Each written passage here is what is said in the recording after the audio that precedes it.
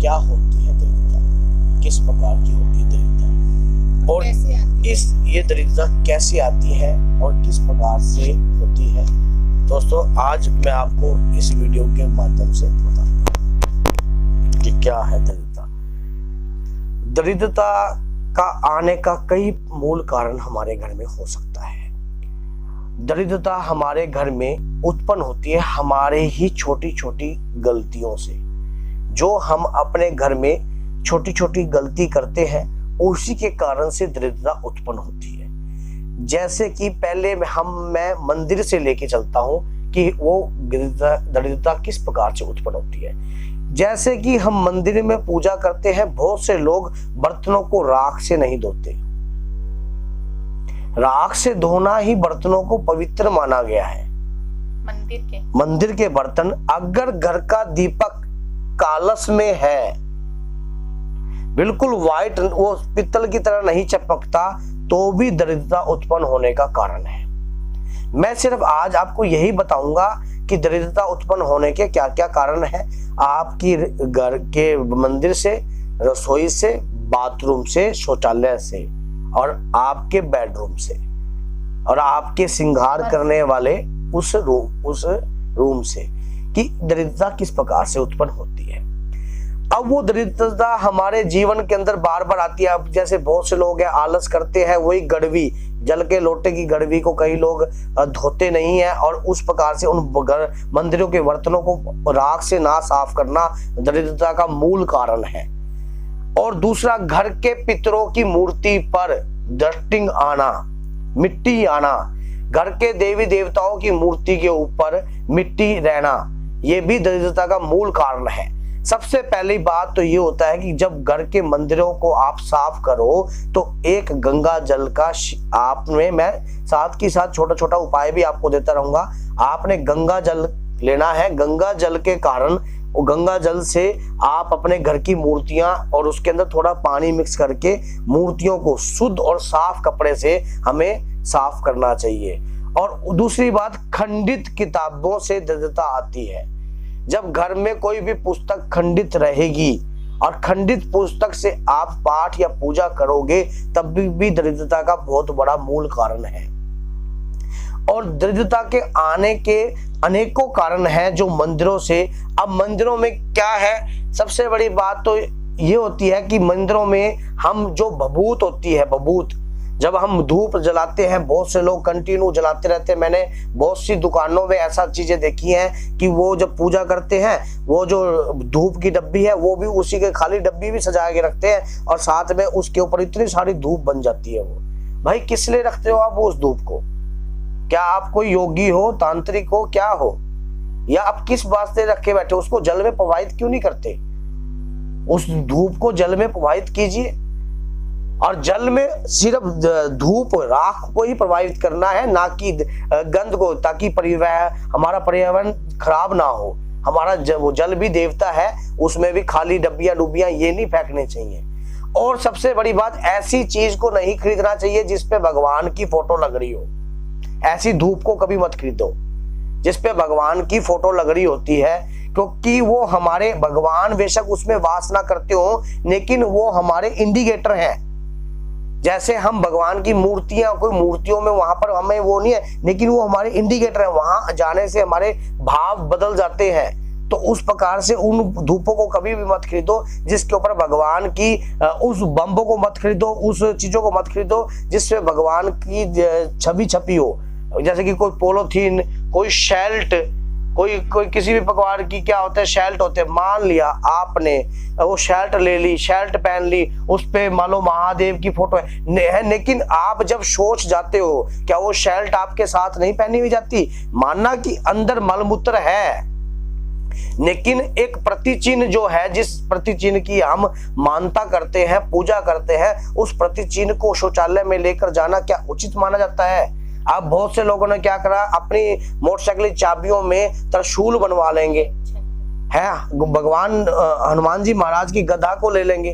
भाई साहब, ये प्रतिचिन्ह जो है ये पूजनीय है, ये हमारे देवी देवताओं के अस्त्र शस्त्र है। इनको इस प्रकार से जगह आप नहीं रखना चाहिए। आपको कई बार हम क्या करते हैं, त्रिशूल की हमने मान लो चाबी बनवा ली और उसी को हम अपने कान में घुमा रहे हैं। तो ये क्या है? ये छोटी छोटी जो गलतियां हैं, इसको हम समझते कुछ नहीं है। लेकिन एक बात बताइए कि वो जो देवी देवता का निशानी है उसी तरीके का क्यों? इससे फिर और भी लोगों को बढ़ावा मिलता है इस प्रकार की हिंदू संस्कृति को खराब करने के प्रति। और उसके बाद क्या होता है, जब वो राख को जल में प्रवाहित नहीं करते तो दरिद्रता है। दूसरा, जब हम कोई मंदिरों में पैसा निकालते हैं, 10 रुपए निकाल दिए, 20 रुपए निकाल दिए, 40 रुपए निकाल दिए, तो उसके ऊपर काई नहीं जमनी चाहिए। बहुत से नोटों के ऊपर स्लिपिंग हो जाती है, काई जमने लग जाती है। क्यों? जिस उद्देश्य के लिए आपने उस धर्म के पैसे को निकाला है उस उद्देश्य तक पूर्ण पहुंचाना चाहिए, तब जाकर दरिद्रता आती है। ना कि नाखून काटने से दरिद्रता आती है।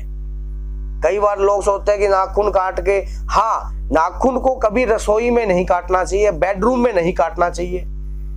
शौचालय में बैठकर आप काट सकते हो, शौचालय के अंदर गिर कर आप उसको फ्लैश में दबा सकते हो, घर के बाहर काटो। लेकिन अब यही बात अब मैं आपकी चलता हूं रसोई के अंदर। रसोई पूजनीय मानी जाती है, शुक्र देव का वास होता है रसोई गृहिणी की होती है, घर की गृहिणी की होती है। और उस रसोई के अंदर आप कोई भी अगर मिष्ठान बनाते हो तो सबसे पहले अभी अपने देवी देवता और अपने पितरगण को हमें भोग लगाना चाहिए। सबसे पहले कोई भी, मान लो अब कई दिनों बाद अब सीजन जैसे आएगा गाजर के हलवे का, तो आपने गाजर का हलवा बना दिया, खुद ही उसको पहले खा लिया, तो वो सबसे बड़ा पाप है। जब तक, या फिर घर के बुजुर्गों को खिलाओ। घर के बुजुर्गों का आदर भाव नहीं करोगे तो बृहस्पति आपका खराब हो जाएगा। घर के बुजुर्गों का अनादर करोगे तो बृहस्पति की कृपा आपके ऊपर कभी भी बरसेगी नहीं। अब अगर घर की शुक्र लक्ष्मी को खराब करोगे तो दूसरी बात ये होती है कि कभी भी घर की लक्ष्मी का अनादर नहीं करना चाहिए। घर की लक्ष्मी का मतलब होता है पत्नी का, कभी उसको रैप्टा नहीं मारना चाहिए। बेतुकी बातों पर हाथ नहीं उठाना चाहिए। अपनी वाणी से आप कुछ भी कह सकते हो। और कभी भी क्या होता है, घर की गृहिणी, मैं सिर्फ रसोई से युक्ति बात कर रहा हूं, अगर रसोई में सबसे प्रथम पूजनीय आपको गऊ की रोटी निकालनी चाहिए। और जब आपका भोजन पूर्ण रूप से हो जाए तब एक कुत्ते की रोटी निकालनी चाहिए जिसको हम बलि कहते हैं। एक चूल्हे की बलि भी देनी चाहिए, एक रोटी एक्स्ट्रा निकालनी चाहिए, ताकि किसी जो भी इस संसार में गमन कर रहे हैं, पक्षी, पेड़, जो भी जीव जंतु, ये रोटी उसके नाम की निकले। वैसे बताने में तो हर प्रकार के कार्य होते हैं, ये दरिद्रता से युक्त होते हैं। जैसे कि बहुत से बर्तनों की साफ सफाई आपकी बहुत मधुर होनी चाहिए। रसोई में सुगंध आनी चाहिए, हमेशा सुगंध का वास रहना चाहिए। जिस घर में बढ़ते ही कभी दुर्गंध आती है तो तकरीबन दरिद्रता की निशानी होती है। दीवार पे सीलन आना भी दरिद्रता की निशानी है। दीवार पर तड़ेड़ आना भी दरिद्रता की निशानी है। अगर दीवारों में तड़ेड़े आ रही हैं और सीलन आ रही है तो भी दरिद्रता की निशानी है, घर में दरिद्रता का वास रहेगा। अगर आपके घर में आप कोई भी, जहां पर आप कभी भी ये लगा लिए भोजन का पान करते हो या खाना खाते हो या किसी भी प्रकार करते हो और प्लेट में हाथ धो देते हो, ये भी दरिद्रता की निशानी है। जब आप अन्न का आदर करो, उसको नमस्कार कर कर अपने भगवान विष्णु जो कि जगत के पालनहार हैं उनका सिमरन कर कर उस निवाले को ग्रहण करो, ये तो आदर भाव हो गया। और उसी के बाद, खाने के बाद बहुत से लोग उसमें हाथ धो देते हैं तो वो निरादर हो गया। कभी भी उन बर्तनों में, जिन बर्तनों के कहते हैं ना, जिस थाली में खाया उसी में छेद कर दिया, तो ये तो सबसे बड़ी दरिद्रता की निशानी है। इस छोटे छोटे कमियों से हमारे घर में दरिद्रता की निशानी है। औरत के बाल जब भी संवारे जाते हैं तो कभी पैरों में नहीं आने चाहिए और कभी उन बालों को कंघी में नहीं रखना चाहिए। उन बालों को निकालकर हमेशा ही आप किसी ऐसी जगह और उनको निकालकर आपको, और वो बाल कभी गऊ के मुख में नहीं आने चाहिए। इससे भी दरिद्रता आएगी। अगर वो बाल गऊ के मुख में आएगा तो इससे भी दरिद्रता आएगी। तो इस प्रकार के जो नियम होते हैं ये हमें अपनाने चाहिए। रसोई में चप्पल या जूता लेकर नहीं बढ़ना चाहिए क्योंकि उसमें राहु का वास होता है। मंदिरों के सामने शौचालय नहीं होने चाहिए, उससे भी दरिद्रता की निशानी होती है। और मंदिर के साथ कभी भी आपका मंदिर नहीं होना चाहिए। जैसे कि ये मंदिर हो गया और साथ में शौचालय हो गया, ये भी दरिद्रता का वो मूल कारण है। इससे भी दरिद्र, आपके घर के दरवाजे कर कर कर कर ऐसे आवाज नहीं करनी चाहिए, ये भी दरिद्रता का कारण है। इससे एक नेगेटिव एनर्जी उत्पन्न होती है। आपके बलियानों के अंदर छेद नहीं होना चाहिए। फटे हुए बलियान, कितनी से गरीबी हो, क्योंकि फटा हुआ बलियान नहीं पहनना चाहिए, ये भी दरिद्रता। फटा हुआ अंडरगारमेंट्स नहीं पहनना चाहिए, ये भी दरिद्रता की निशानी है। अब ये क्या, अब बहुत से माइंड में ये होगा, अरे भैया इतना तो गरीब से गरीब आदमी भी होगा, वो भी कच्चा बलियान खरीद लेता है। अब मैं अमीर होने वाला व्यक्ति ही वीडियो देखेगा जिसने अपने जीवन के अंदर परिवर्तन करना है। ये छोटे छोटे मूल कारण होते हैं जो हमारे घर के अंदर दरिद्रता का वास करते हैं। और जब घर के अंदर ये चीजों का वास होता है तब जाकर दरिद्रता की निशानी होती है। अब घर की लीक करती हुई टूटियां, पानी की टंकी लीक करती हो, दीवार में सीलन की तरह उसी के कारण से आ रही हो, घर के पूर्व दिशा के अंदर अगर पीपल उग रहे हो, छोटे छोटे पानी की टंकी के बराबर में पीपल उग जाए, ये भी दरिद्रता की निशानी है। ये बहुत से मूल कारण हैं वो जो दरिद्रता की निशानी के कारण होते हैं। इससे हमारे घर में बंद घड़ी भी दरिद्रता की निशानी है। आपका वक्त भर घर के अंदर इलेक्ट्रिकल कोई मशीन वगैरह पड़ी है या कोई ऐसी चीज पड़ी है जो काफी समय से आप यूज नहीं कर रहे, वो भी बहुत बड़ा दरिद्रता का कारण है। ये चीजें भी आपके घर के अंदर दरिद्रता का वास करेंगी। घर में टूटी हुई चप्पलें जिनके पतावे निकल जाते हैं, वो भी दरिद्रता का निशानी है। इन चीजों को बाहर निकल, छत पे अगर लकड़ी पानी के अंदर भीज रही है तो वो भी दरिद्रता की निशानी है। छत पे लकड़ी पड़ी है, उसके ऊपर पानी की बूंदे टप टप टप टप, बरसात का पानी आ रहा है, उनपे एक किस्म की काई जम गई, तो समझ लो आपके जीवन पे भी काई जम रही है। जब वो लकड़ी किसी के काम ही नहीं आ रही तो क्या फायदा उसको छत पे रखने का। छत भी आपकी मूल रूप से साफ होनी चाहिए, सफाई हर जगह होनी चाहिए, हर शिष्टाचार के साथ। तो उस प्रकार से हमारे घर से ये दरिद्रता की निशानियों को हम हटा सकते हैं। बताने में तो बहुत कुछ है लेकिन वीडियो बहुत लंबी हो जाएगी, तो इसी प्रकार से ये छोटे छोटे मुख्य पॉइंट मैंने आपको बताए हैं। तो इन पॉइंटों को आप याद कर आप अपने घर से दरिद्रता को दूर भगा सकते हो। और इस दरिद्रता को दूर भगाने के मैं मूल उपाय जो है आपको एक ही बात बताता हूँ। घर के अंदर आपको सेंधा नमक का पोचा लगाना चाहिए। सेंधा नमक का पोचा, जो डले वाला सेंधा नमक होता है, उसको पानी में डालकर उससे पोचा लगाओगे तो उससे वास्तु दोष भी खत्म होता है और साथ में किसी भी प्रकार का दरिद्र जो है वो घर के अंदर नेगेटिव एनर्जी को भी दूर करता है। हल्का सा उसमें गौमूत्र का एक ढक्कन डाल दीजिए या 5-7 बूंदे डाल दीजिए, तो वो भी ज्यादा नेगेटिव एनर्जी जो घर से दूर होती है। घर के अंदर कभी भी अगरबत्ती को नहीं जलाना चाहिए, ये मजारों पे जलती है, हमारे घर में इसका कोई भी वास नहीं है, क्योंकि इसमें बांस होता है और बांस हिंदू संस्कृति में जलाना उचित नहीं है। और हम अपने घर के अंदर अगरबत्ती लगा रहे हैं और बांस जला रहे हैं। बांस तो कभी चिता के अंदर भी नहीं जलाते, तो हम अपने घर के अंदर बांस जलाना हिंदू संस्कृति में उचित नहीं माना गया।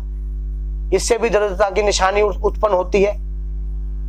दरिद्रता की निशानी के मूल बड़े कार्य भी होते हैं। और तो जिस प्रकार से मैं आपको बता रहा हूं, अगर घर की गृहिणी नहा धोकर भी घर भोजन को ना बनाए तो भी ये एक किस्म का दरिद्रता की निशानी होती है।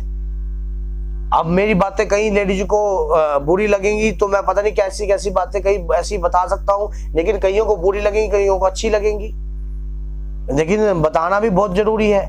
सबसे पहले आपको घर के अंदर अपना झाड़ू का अधिकार है आपका, जो घर की, क्योंकि घर की जो लक्ष्मी होती है वो औरत ही होती है और औरत का एक नैतिक फर्ज और कर्तव्य होता है अपने घर की दरिद्रता को दूर करना, अपने घर के बच्चों की दरिद्रता को दूर करना।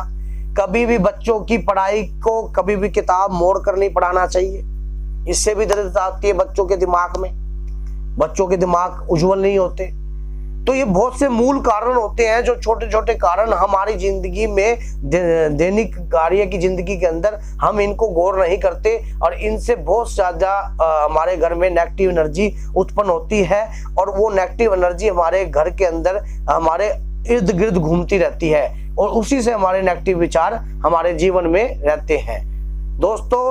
और इसका एक ही मूल उपाय है, अपने घर को सुगंधित रखिए, अपने घर की दीवारों को सीलन है तो उस सीलन को दूर कीजिए।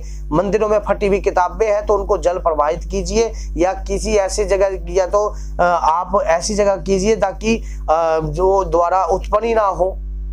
अगर घर में कोई टूटे फूटे सामान इलेक्ट्रिकल पड़े हैं तो उनको कबाड़ खाने में बेच देना चाहिए। ऐसे ऐसे कार्य। गऊ की रोटी अपने घर के अंदर निरंतर आपके घर में गऊ की रोटी कभी भी बंद नहीं होनी चाहिए। सबसे बड़ा एक मूल कारण और भी है घर के अंदर। क्या सबसे बड़ा मूल कारण है? अगर हम किसी देवी देवता के लिए भोग निकालते हैं तो हमारा नैतिक फर्ज भी बनता है कि गौ माता के लिए भी हमें उतना ही भोग निकालना चाहिए। आपके माता पिता को भी हमें उतना ही भोजन खिलाना चाहिए जितना हम खुद खा रहे हैं। हर चीज माता पिता को देनी चाहिए। अगर बड़ों का आदर भी नहीं होता तब भी दरिद्रता की उत्पन्न होती है। अपने माँ बाप की इज्जत भी नहीं होती तब भी दरिद्रता उत्पन्न होती है। तो दोस्तों, इस वीडियो के माध्यम से मेरा कहने का यही मकसद था। ऐसे बहुत से मूल कारण हो सकते हैं दरिद्रता के, इनको खत्म करने के लिए आपको इन चीजों को जो मैंने आपको बताया इनको नोट कर अपने घर से सफाई कीजिए, कार्य कीजिए, लकड़ों को दूर भगाइए। जो घर में बारिश के ऊपर छत पे गिल्ली होती है उनको, कोई भी लकड़ आपके घर की छत पे नहीं होनी चाहिए, वो दरिद्रता को पैदा करती है। और घर में सेंधा नमक का पोछा लगाइए। तो दोस्तों, जय श्री राम, जय श्री बालाजी महाराज। मेहंदीपुर की पवित्र शक्तियां आपके घर से दरिद्रता को दूर भगाए, ऐसी कामना हम अपने इष्ट देव श्री बालाजी महाराज से करते हैं। अगर वीडियो अच्छी लगी है तो लाइक कीजिए, शेयर कीजिए, सब्सक्राइब कीजिए चैनल को। अधिक से अधिक जितने भी लोग इस चैनल से जुड़ेंगे हमारा हौसला और भी बुलंद होएगा और भी अच्छे टॉपिकों पे हम वीडियो आपके सामने लेकर आते रहेंगे। तो दोस्तों, जय श्री राम, जय श्री